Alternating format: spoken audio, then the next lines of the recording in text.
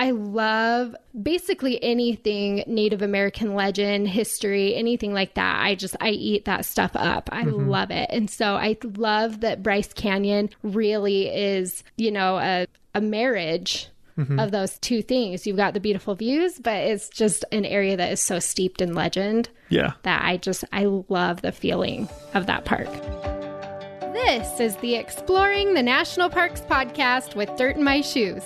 My name is Ash, and I'm a former park ranger and the founder of Dirt in My Shoes. I think that the parks are best seen from the trail, and I'm here to make national park trip planning easy. And I'm John. I carry the kids on the trails, I tell stories, and notice all the things that Ash doesn't care about much, like flowers. Join us as we show you around America's spectacular national parks. We're sharing our favorite places, fun facts, adventures, and misadventures. And we'll even throw in a little trip planning. Let's start exploring.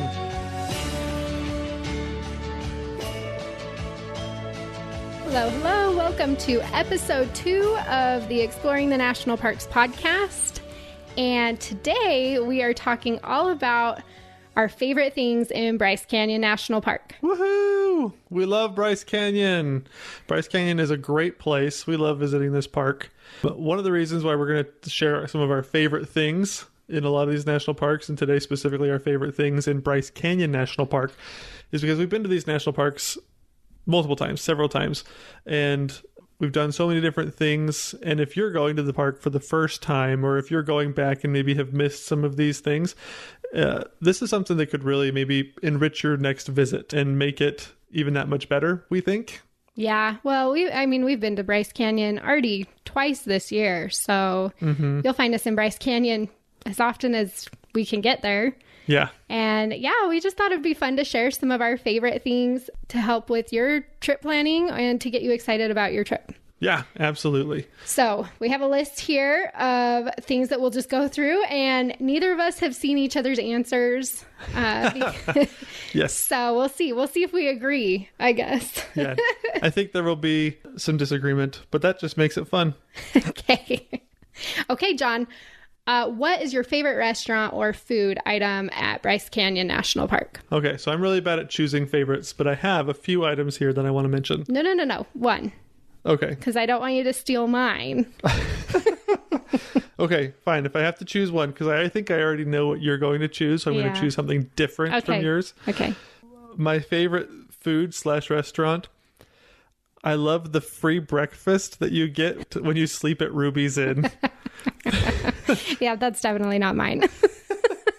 So if you haven't been to Bryce Canyon, as you drive through on the main road to Bryce Canyon, you drive through a little town called Bryce City.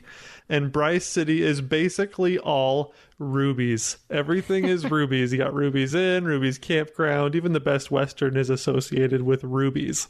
And if you stay at Ruby's Inn, generally speaking, I can't speak to their promotions all the time, but most of the time when we go, they give you a little piece of paper that's like your coupon for a free breakfast. And there's just something special to me about getting a free breakfast that's not continental. It's a decent breakfast. It's like a buffet with potatoes and eggs, and I like the days when they do bacon, because then I get lots and lots of bacon. Yeah, exactly. So. It's pretty dang good. It's in a big, beautiful lodge, a lot of historical things, a lot of historic things, and we went, last time we were there, it was during Christmas, and there's a big Christmas tree and lots of decorations. And when you put in a free breakfast, this is turning into a commercial for Ruby's free breakfast, and I shouldn't have gone first. But yeah, that's one of my favorite things. So if you're looking for a place to stay and you enjoy a free breakfast, it makes a big difference. Okay, so my favorite food at Bryce Canyon, you already know this, is hands down the blueberry banana cream pie at the Bryce Canyon Pines restaurant. Yeah, exactly. I knew that was going to be what it was. Their food is And you're not even fine. a pie person. I'm not a pie person. Their food is fine, but the cream pies steal the show. Yeah. Like, they have a blueberry banana cream pie and they have a strawberry banana cream pie, and both of them are so good. Well, they're like 8 inches tall. They're really tall. It's pretty expensive per slice. They're huge pieces. Yeah, you do pay for it, but I mean, they're huge pieces of pie. Yeah. Like they're the size of my 5-year-old's head. It feels like sometimes. That's an exaggeration. That might be exaggerated. He has a pretty big head. But it's normal size. But he has a normal sized head. I would drive 5 hours just to get pie at the Bryce Canyon Pines. That's how much I love it. Yeah, it is really good. Okay. Now, I probably should have answered first because to segue into my next question, what's your favorite hotel or place to stay at Bryce Canyon? Yeah. And mine is Ruby's. Yeah. You got to stay at Ruby's. I mean, it's so iconic to the area. Yeah, I totally agree with that. That was my favorite. I put Ruby's Inn or Ruby's Inn Campground because we've stayed at both. Yeah. And it's not just a campground, but they also have like rustic cabins and stuff that we've stayed at before. Mm-hmm. I just think there's a lot of options. You know, they've got a lot of really good places to stay. And it's super convenient because the shuttle also picks up outside both of those places. Yeah. All of those Ruby's places, there's shuttle stops. So you can, if you don't want to drive your own car, you literally can just get your stuff, put your backpack on, walk out to the bus stop, and they'll take you into the park. Yeah. Well, now I will add a disclaimer here. Like, Ruby's Inn is not the nicest place you're ever going to stay. Nope. You know, like the rooms were average. They were fine. Yeah. But it comes with a free breakfast. Yeah. There you go. And the location. Holy cow, the location. The location, the history, the lodge building is really pretty. It comes with a free breakfast. It's, you know, it's just an iconic part of Bryce Canyon. Yeah. And one of the best things about Ruby's and like Bryce Canyon National Park is not that big. And a lot of times gateway towns and your favorite hotels are going to be half an hour, you know, sometimes outside of some of the main attractions of the park. But Ruby's in Bryce City is literally 3 to 5 minutes outside of some of these main attractions. Yeah. And so, I mean, you can't not stay that close, if you ask me. Yeah. So. Okay. Yep. Next question. John, what is your favorite hike in Bryce Canyon? My favorite hike is the Fairyland Trail. Okay. I can't tell by your smile if you put the same one, but it's one of my favorite trails. I really like Wall Street and the Navajo Loop and a few of these other ones, but the Fairyland Trail, it showcases my favorite tree, which is so I should have known. Yes. It has to do with a few of my favorite things. So the Fairyland Trail, it's kind of a longer loop, and what's really kind of neat about it is it actually is the younger hoodoos. And so the main amphitheater area of the park, the main Bryce Canyon area, is the old hoodoos. And Fairyland Point and the Fairyland Loop kind of traverses through some of the newer hoodoos. And for some reason, that specific area seems to have a lot of bristlecone pine trees. And so that's why the bristlecone pine tree is the longest living tree, the longest living organism on the planet, basically. And those trees are incredible. They're so beautiful. They get so like windy and weird shapes and just twisted. They're a bunch of twisted trees. And the Fairyland Loop has a lot of bristlecone pine trees, and it's really fun. Yeah, and I would add to that, that wasn't my answer, by the way, but I went between a few different trails. So yeah, Fairyland is so high on my list, probably number 2. Mm-hmm. But when you hike that trail, you get a level of solitude that you don't get anywhere else. Yeah, that's true. Like we were down in Fairyland area and there was nobody there. Mm-hmm. We were all by ourselves with these hoodoos and these gorgeous views and just, you know, expansive landscapes. Mm-hmm. And it was just us. Yeah. So I think that adds to the, you know, the specialness of that trail. Oh, yeah. It adds to the magic for sure. Yeah. What's your favorite? Well, so my favorite hike is the Figure 8. That includes the Navajo Loop, the Queen's Garden, and the Peekaboo Loop. Yeah.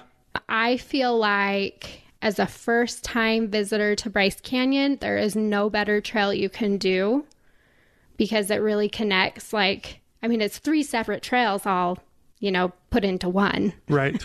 Yeah. So I'm kind of cheating. It is a big cheat, but it's so cool. I remember the first time I hiked the Peekaboo Loop because I've done the Navajo with the Queen's Garden so many times. Yeah, pretty much every time we go, that's like our go-to. Well, I mean, the views from there are just so amazing. Yeah. But when you add on the Peekaboo Loop, I mean, like my jaw was on the floor the whole time. Mm-hmm. You're right up in those hoodoos. They look different than they do on the Navajo Loop or the Queen's Garden. Mm-hmm. There's more of them. I feel like they're more majestic. Yeah. It's a harder trail, so there's not as many people. So for me, I went between the Figure Eight and the Fairyland, but yeah, the Figure Eight wins out for me just because it is so like quintessentially Bryce Canyon. You've got to see it while you're there. Yeah, I think that's true. I think that the Peekaboo Loop takes you up by Bryce Point, and the elevation of that point is a lot higher. And so I think the hoodoos might even be a little bit taller. The colors are different too. Yeah, the colors are different for sure. It's a different kind of stone, or it's like it's whiter. Yeah. Than more white than pink or red, you know? It's really interesting. So I mean, I just feel like you get to see everything. Yeah, it's pretty darn cool. It is cheating though. Okay. It's true. I basically just chose 3 trails as my favorite. It's true. Yes, it is amazing. All right, Ash, what is your favorite gift shop? Okay, so my favorite gift shop is definitely the one at Ruby's. Yeah. It's huge. Mm-hmm. So if you're looking for souvenirs, if you want to get something, definitely stop in at Ruby's Inn, the general store right there. Mm-hmm. And then they have just a massive gift shop. It's huge. They even have like giant slabs of petrified wood and, and really a ton of pictures that you can put up in your house and stuff like that. And like almost every national park gift shop, I think they have jams, which is pretty good. They do have jams. They have jams. But so much more. So many jams. Which is awesome. Okay, I had to laugh about this one. John, what's your favorite animal in the park? Okay. My favorite animal in the park is the Steller's jay. Ooh. Yeah. That's a surprise. Okay. Yeah. Okay. If you don't know what a Steller's jay is, picture a bluebird, but put like a rooster's crest on the head. Basically, kind of like a black or blue rooster's crest on the head. Yeah. And so that's what really makes it stand out and kind of separates it from a regular bluebird. But the Steller's jay, the blue color stands out so beautifully up against like all the oranges and yellows and reds of Bryce Canyon so well. It is so pretty. So when you see one and when it comes by, it's just like, ooh, it's like I don't know. It's like Jiminy Cricket just stopped by. I know, it's just really cool. It's just really cool, But they're also really cool birds just in general. They do some cool things. Yeah. So if you want to know some nerdy things about Steller's jay, I mean, they don't migrate, but they kind of bully things a little bit. And so what I mean by that is they'll if they notice that there's like a raptor, so a predatory bird around, like an owl or a hawk or something like that, then they'll just get like a group of them together and just kind of like follow it around and bug it until it finally leaves. They'll just like bully these predatory birds out of the area. And so they're just really tough. They're kind of cool that way too. Interesting. Yeah. Steller's jays are probably one of my favorite birds. Yeah. Mostly because I can always identify them. Yeah. They're very distinct. It's a bluebird with a black hat. Uh-huh. And I remember that. When I see it, I know its name. Mm-hmm. Yeah, they're so cool. What's your favorite animal? Okay, well, preface this by saying Bryce Canyon is not well known for its wildlife. Right. There's not like a huge variety. Mm-hmm. There are some bigger mammals that live in the park, but are quite elusive. Nothing I've ever seen while I've been there. So they have elk and they've got a lot of stuff that have we seen an elk though? No. And there's bears, but I've never seen a bear. They're almost all just up on the plateau above the amphitheater. Right. Generally speaking. And there's not many hiking trails through you there. have to backpack back in there. Yeah. So, all that to say that I went with the tried and true prairie dog. Ooh, yeah. I love the prairie dogs. I like seeing them. I think they're fun to watch. They're cute when they come out of their holes. They are kind of annoying. Uh-huh. Well, I love the way they bark. Yeah. Well, I don't know. I feel like I never loved prairie dogs that much until we went to like South Dakota and North Dakota and saw a whole bunch. Yeah. And learned more about them. And then we went back to Bryce Canyon and I was like, wow, I don't even think that I ever noticed that there were prairie dogs here. Yeah, it's true. I think one of my favorite things to watch them do is they will keep guard. Basically, they have their little holes, 50 yards or so, maybe closer away from each other, but there's always somebody standing guard watching for hawks and predatory animals, foxes and coyotes. And when, if they see something, they do the best, like, full body flop kind of a motion to warn all of their friends. It's like they throw their whole body, like, I don't know, it's like a sideways belly flop, where they're standing straight up and they go, and then they do a little bark to warn all of their buddies. That's really going to come through well on the podcast. It is. They're fun to watch, though. It's just, and our kids love them too. So I think that helps because it's just a fun family activity that we like to do. We like to sit and watch prairie dogs. Yep. They're a lot of fun. Just don't feed them. Yeah. You might get bubonic plague. Yeah. Before we move on to the next question, I want to remind everybody that I didn't get to tell you what my favorite gift shop was. Oh, I thought you agreed with me. Oh, no, I did not agree. So I wanted to tell you about a gift shop that I actually really like. It's right across the street from Ruby's. So across the main street, there's kind of like an old town Old Town Bryce Canyon little town. It looks like an old Western town. And there's gift shops in there. I think you can get like Old West pictures. I'm not exactly sure. There's an ice cream shop right there. An ice cream shop, yep. And rock shop and stuff like that. So you can it's kind of fun across the street from Ruby's. There's a bunch of little shops over there that you should definitely check out. Nice. Sorry, I skipped over you. It's okay. We wanted to get to Stellar's, Jays. Yeah. Okay, so next question. I'm pretty sure I already know the answer to this, but John, what is your favorite plant in Bryce Canyon? Okay. My favorite plant in Bryce Canyon is the bristlecone pine. Yeah. Absolutely. Definitely if it's comparing anything to that, anything loses every time, because the bristlecone pine tree is just so incredible. It can survive in the harshest conditions, the hottest dry deserts, the most extreme winter colds, droughts, crazy things. It's just so incredibly tolerant of everything. It's nuts. Yeah, well, and the reason that I know your love for the bristlecone pine is that we actually have one planted in our backyard right now. It's a baby. It is, and it's going to take 2,000 years to grow to what you see exactly elsewhere. And if we ever move, I'm digging it up and taking it with me. So the new owners will just see, wasn't there a tree here? Well, it hardly counts as a tree right now, so it looks like a little bush. It is near knee high.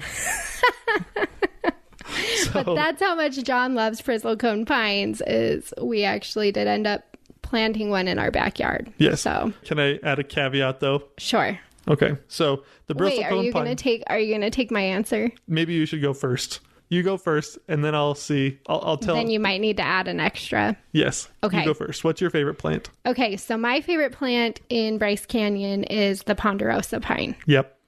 So why? I don't know if that's what you were going to talk about. Nope. Okay, perfect. So we're in good shape. Okay. Why is it your favorite? So I love the ponderosa pine for a couple different reasons. I love the way it looks. Mm-hmm. The bark is kind of a reddish hue. Uh-huh.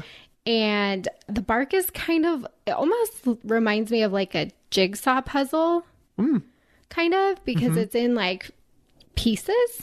Mm-hmm. Do you know when you look at it and it's like pieced? It's not in straight lines, right, or anything. It's like almost in like little circles or ovals, all put together. So I just think it looks super pretty. Yeah, it's super cool.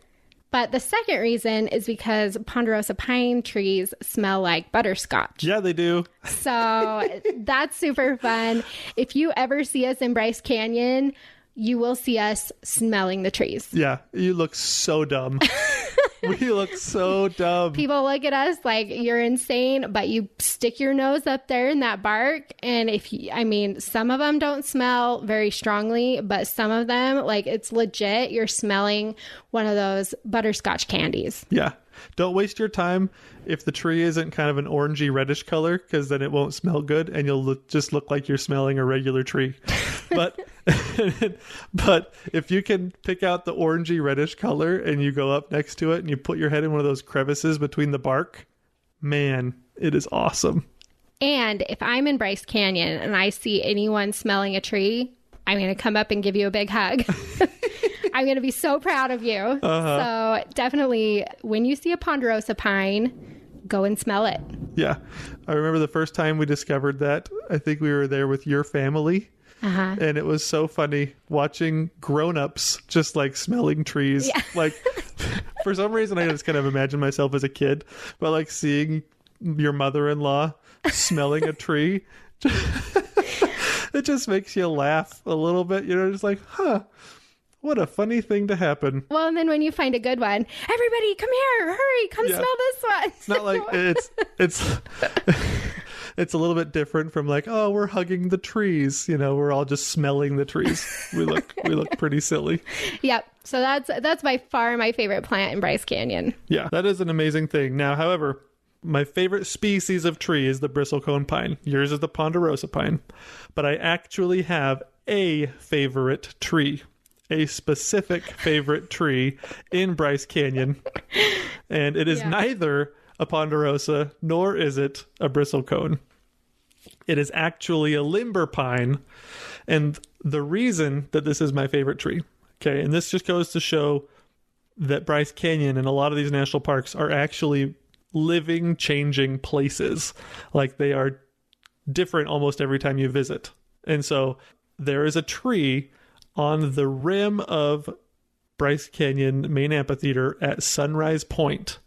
And the ground underneath this tree has actually eroded away from the tree itself, from the main trunk. And so it is standing just on its roots.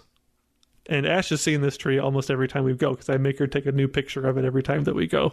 And it's this beautiful limber pine right by the observation point of Sunrise Point, and it just looks like it's standing on octopus tentacles because the ground underneath it has already eroded away. And so next time you go, you never know, is the tree just going to be laying down in the canyon? Is it still going to be up there? It looks like it's staying strong, but that is my favorite tree because it is just an example of how the national parks are living places, how they do change. The erosive forces that have created Bryce Canyon are still at work, and this tree is just an example of how it's like Jurassic Park. Life finds a way, you know. It's surviving. It's awesome. It is just really cool. It's my favorite tree. We have so many pictures of that tree. That tree is a celebrity in our house. I'm surprised we haven't named it yet. I take new pictures of that tree every time we're there. It will be a very devastating day in our home when that tree is no longer at Sunrise Point. Yes, which you never know. You never know. Hopefully it just digs its roots in, and it's like that octopus on Finding Dory or something like that. You know, it's just really cool. It just finds a way. All right, next thing. Favorite gateway town. Ash, you go first. Let's get tropical.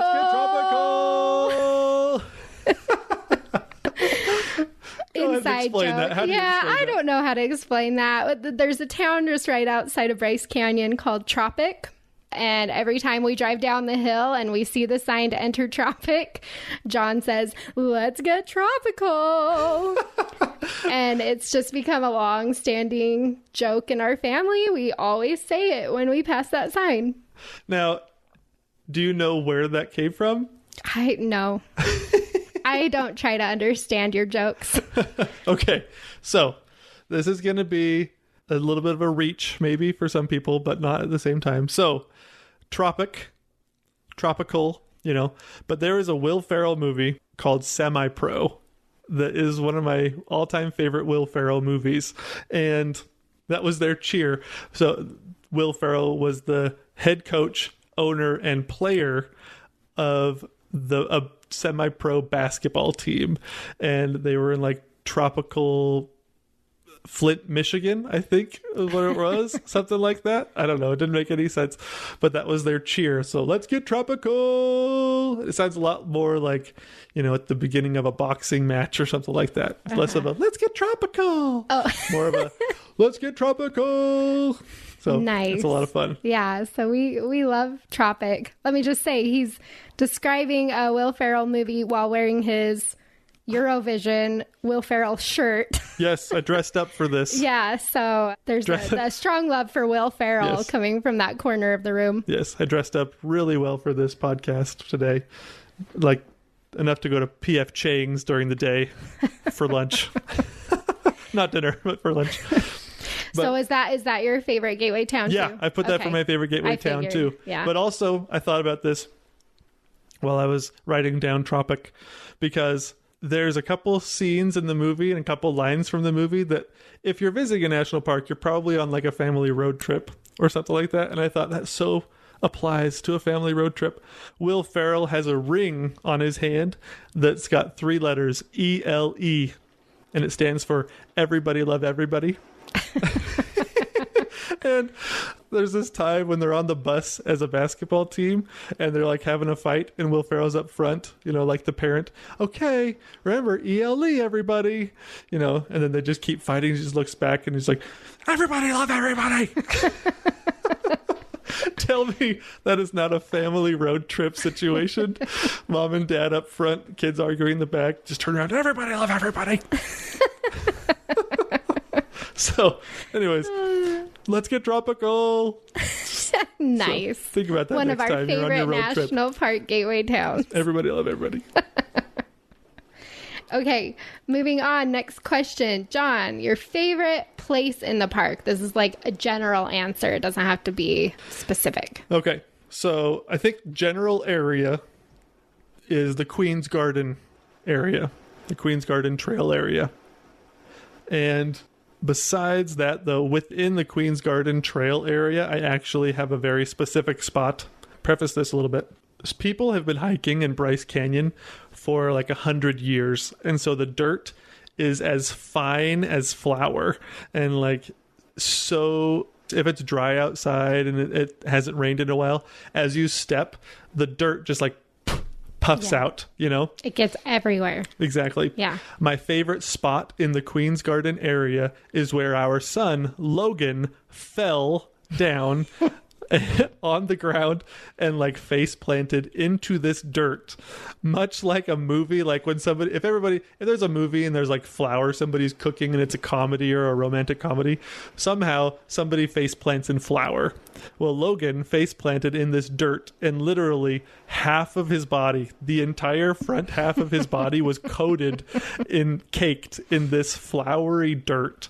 And he just stands up as like a little 4 or 3-year-old and just has no idea what to do, because he's never been in this type of situation before where his body, he can't even recognize it because it's just coating the whole front of his body. That's my favorite spot. We had a good laugh from that. Didn't quite know how to clean him up either. He didn't have a good laugh. No. But we sure did. Yeah. So that's my favorite spot. That was a pretty unfortunate timing for his fall. Yes. Nice. Okay, well, I went even more general than you. My favorite place in the park is anywhere around the amphitheater. Oh, okay. So the amphitheater is that main area of Bryce Canyon that you'll see all the hoodoos sticking up out of the ground, and all the iconic views of Bryce Canyon. So there's a bunch of viewpoints around there. There's the rim trail that goes all the way around that area, so there's a lot of places you can go to see the hoodoos.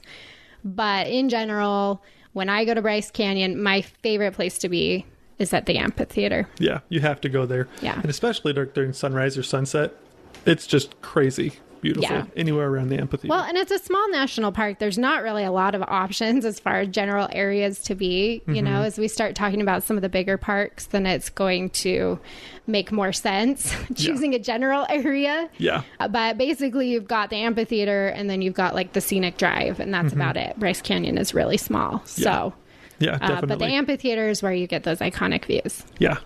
Favorite viewpoint. What is your favorite viewpoint, Ash? Okay, I have 2 answers for this. My favorite viewpoint at the top of the amphitheater is Bryce Point. Ooh, that's a good one. I like Bryce Point because you're high up above the hoodoos. Mm-hmm. It's the highest point on the amphitheater. Yeah, and you get to see all the hoodoos and like this big expansive view. Mm-hmm. Like you're not that close to them, but I think that's why I like it. I like hiking through the hoodoos, but I love standing at the top and looking out over all of it. Mm-hmm. So Bryce Point is my favorite. Yeah, that was pretty awesome. Yeah. My other favorite is Wall Street. Ooh, if I'm in the canyon. So Bryce Point if I'm at the top, and Wall Street if I'm at the bottom. Wall Street is just, it's so much fun. You get to hike between just the giant hoodoos, and it's dark, and you're going through basically like a tunnel, and you've got the trees that are growing out of the ground and trying to get up to the sun. And I just, that whole area is so cool to me. It's incredible. It's like you're walking through, well, I'm going to tell you my favorite, because it kind of has to do with that. So my favorite is Sunset Point. Okay. And Sunset Point is the viewpoint like directly above Wall Street. Yeah. Now, one thing that I thought of, Sunset Point, you're literally almost eye level with the tops of a lot of the hoodoos. Yeah. In that specific area. And so you can see what I thought of when I was trying to figure out how to describe this. If you haven't been there, in Lord of the Rings, when it always comes back to Lord of the Rings. Always. So in Lord of the Rings, when the Fellowship and Gimli, they're like trying to describe the route that they have to take, to get to Mordor. And Gimli's like, and then you have Emyn Muil, an endless labyrinth of razor sharp rocks, and then after that it gets even better, is what he says. And so so from Sunset Point, it feels like you're like at the starting point of an epic labyrinth maze. The hoodoos aren't like razor sharp rocks, but that's like what I imagine to myself when I'm standing at Sunset Point. You're at the very beginning of this super cool endless maze of hoodoos, and you're just seeing the very tops of them, and then you drop down, and then you're immersed in the whole situation once you get to Wall Street. Yeah. It's so cool. Yeah. I mean, it's a very dramatic viewpoint, standing right up at the top above Wall Street. Yeah. Because you see all the switchbacks going down into it, and then it just goes into like this big, deep, dark hole. Right. Exactly. So it's super cool to look at, but it's even cooler to hike through. Yeah, exactly. Yeah. Nice. There's a specific spot as well that's, not as cool, but comical at the same time. And so from Sunset Point, that's kind of the starting point of the Navajo Loop, right? You can go down Wall Street and you can come up 2 bridges, or you can do that backwards, go down 2 bridges.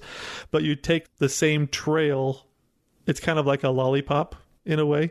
So the starting point is at Sunset Point. You go down a little bit, and then the trail splits, right? But the trail splits. That little platform where the trail splits is a really funny place to stand for just a few minutes if people are hiking Wall Street, because that viewpoint is like the top of Wall Street after they've hiked like 95 switchbacks coming back up. And if I was like one of those guys on SNL or something like that just like goes out on streets of New York and asks people questions, I think that would be the funniest place to just stand and ask people questions, because they're more exhausted than they've ever been in their entire life, and then you just ask them a dumb question. Everybody's sad when they get to that platform. And the funny thing is like you come up and you're so excited that you made it through those switchbacks, not realizing that you have more. Because you still have to make 3 more switchbacks to get back to the top. Those are the most depressing switchbacks in Bryce Canyon. Yeah, exactly. I feel like, because you get to the platform where the trail splits and you're like, sweet, I made it. Yep. And then you look and you still have switchbacks. Yeah, it was so Pretty funny. sad. When we were there this last time at Bryce Canyon, there's a guy that had just made it up to the top of Wall Street, and he took a little break with him and his girlfriend, and she was in much higher spirits than he was. You could tell that she was a little bit better shape than him. And so she got up to the top, and she's like getting her water bottle and his water bottle out of the backpack because she's the one carrying it, and he gets up to the top, and she hands him his water bottle, and I'm like, good job, man, you did it. And he just like gives me this death glare. Not like he was like mad at me. He was just like, I don't have the energy to communicate with you right now. It was just a funny. So that if you get to that spot, please enjoy it just for a moment and just enjoy the humanity of that spot. It's so funny. Yeah, and recognize that it will be you in about an hour. Yes. Regardless of whether you come up 2 bridges or come up Wall Street, oh my gosh, it is still quite a hike. Yeah. You will be out of breath, and I will be there asking you dumb questions. Is it easy? How long is that? Was it really hard? I would be giving you the death glare as well. Yes. Okay, so this is kind of a favorite, but like, what's your favorite thing about the park? What makes it so cool? Let's see. Okay. I would have to say, like, this was my first thought. Trying to describe Bryce Canyon if you've never been there. It's like hiking. It's the closest thing that you'll ever experience to hiking in like a petrified sea anemone, you know? Because, I don't know, there's just something kind of, or like, if you've ever seen the movie Honey, I Shrunk the Kids, kind of a thing, when they get shrunk and then they get stuck and lost in the backyard, and then they're wandering through the grass and they get to experience what it's like to be an ant, you know, or a bug. This is the closest you'll ever be to having that experience, because you are literally an ant compared to these hoodoos. They are huge and they are all around you. It's like walking around. It's not green like grass. It's like walking around a sea of veggie straws or something like that. You know, like a piece of coral, yeah, or something. Yeah, it's incredible, and I think it's one of the most alive and mythic feeling parks to me as you're walking around. Because in Bryce Canyon, they do some really cool things. They do like moonlight hikes, and they can do, I don't know, I'm just picturing myself like if I was a early settler, like a frontiersman that had settled in the area, and I was looking for a cow or a live, you know, something, and I had to walk through the amphitheater, and I just had like a little lantern or something like that. I feel like this would be the scariest park in the world. Like my imagination would just totally run wild with me. It would be, like I said, it feels like it's almost one of the most alive places, because there's so many colors, there's so many unique shapes. All of these hoodoos are different from each other. And you're just wandering up and down and over and around on these trails, and, you know, you're experiencing a legend almost, is what it feels like to me. Yeah, well, and that perfectly leads into what I think my favorite part of Bryce Canyon is, the actual legend of the hoodoos. Yeah. Mm-hmm. Because for me, that's what I remember growing up and visiting Bryce Canyon. It's not really, I mean, I love the views and the hikes and stuff, but like, that's the part that stuck with me, is that the legend of that place is that those hoodoos are people turned into rocks. Right. Yeah. And you can see it everywhere. I mean, it's so cool, because when you hear the Paiute legend of the area, which basically is that the people, they made a bad decision and they were punished and turned into rocks. And then you walk around the amphitheater and you're around Bryce Canyon and you're like, oh my gosh, these rocks look like people. Uh-huh. Yeah. And so for me, like, I love basically anything Native American legend, history, anything like that.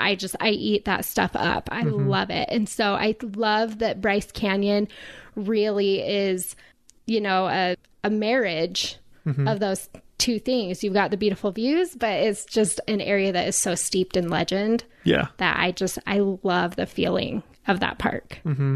Yeah, it's super cool. Or do you have the legend? Are we going to read it?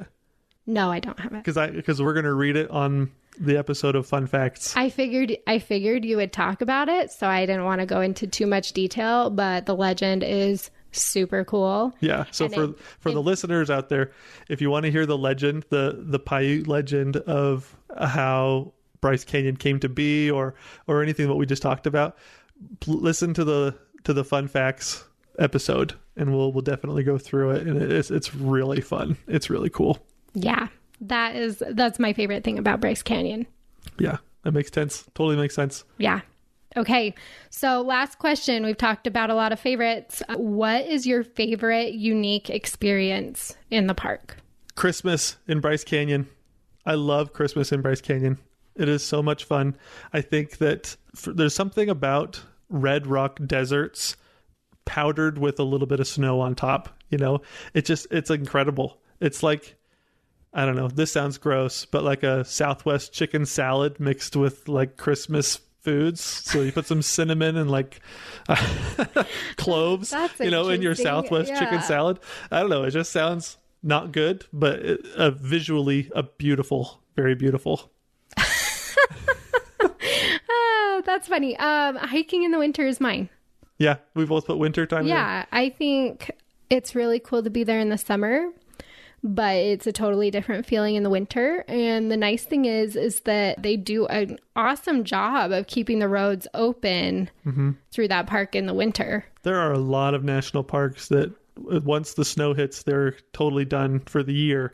But Bryce Canyon, it's so crazy. At such a high elevation that they're able to keep that park open. You're able to hike in it almost year round.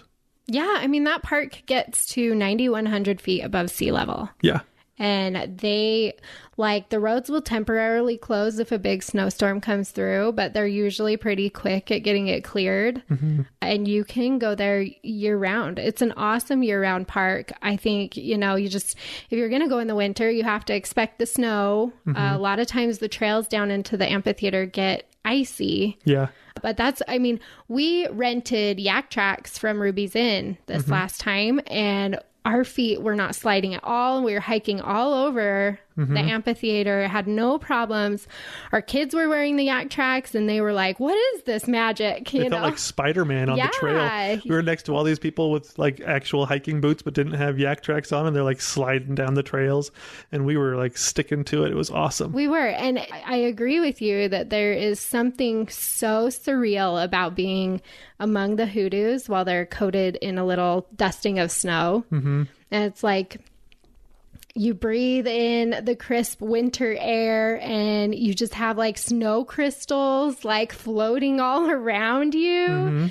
Your nose is frozen shut. Yeah, exactly. It's very cold, but it is one of the coolest experiences in any national park.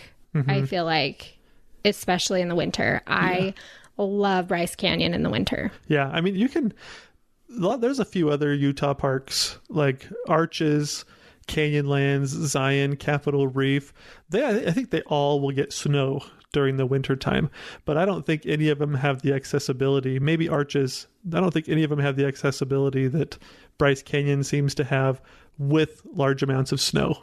And it just hangs around too, because it's such a high elevation.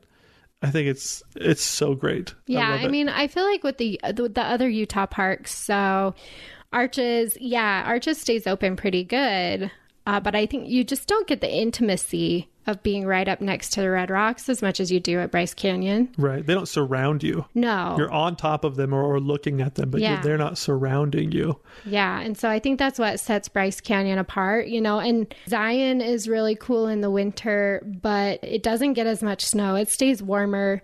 And I don't feel like it has as much magic in the winter as Bryce Canyon for me. Yeah, I agree. It's huge. Like once you're down in the canyon in Zion, it's huge, but it's surrounding you that way.